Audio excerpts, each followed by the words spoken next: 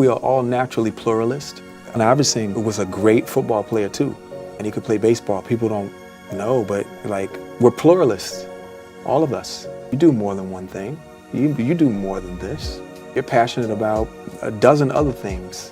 So failure to me is less about that word and the undeserved awe that we put on it. And I kind of repurpose it as a lesson, right? The issue is, it's like you fail a bunch of times and you're just like a failure, right? But if you don't learn the lesson a bunch of times, then you're just like someone who enjoys losing. One of my greatest issues in the past was vetting. You got to vet people. The other thing is find people who are so much better at their job than you are at your job. Yeah, amen. You know what I mean? Especially if it's your company, everyone in there should be better than you. Meaning they've gone through crisis before. They can deal with crisis management. You know what I mean? Force majeure, like anything happens right now, they got it. They've been through it before. I never ran track, but I've always heard that like if you ever want to be faster, you got to run with a bunch of people who are way faster than you. And there's something that happens with us as humans. When you are surrounded by those who are like superior in their performance than you are, you're bound to be lifted up if you're as ambitious. If not, you're wasting everyone's time. On the other side of your discomfort is where your real true journey begins. You know, when you're walking around, you know, you've decided, oh, this is my walk. Mm-hmm. You know, this is the way I stand. Oh, when I stop, this is how I stop. And this is what I do. And this is what I do with my hand. And when I take my first step, this is what I do, right? That's not really who you are. That's choreographed, and that is practice. And that is what you've decided is the coolest way from your point of view. But the minute that you trip and fall, when you hit that ground, that's who you are. And if you really want to know who you are, it's how you get back up. When you get back up, because you have no cool on you then.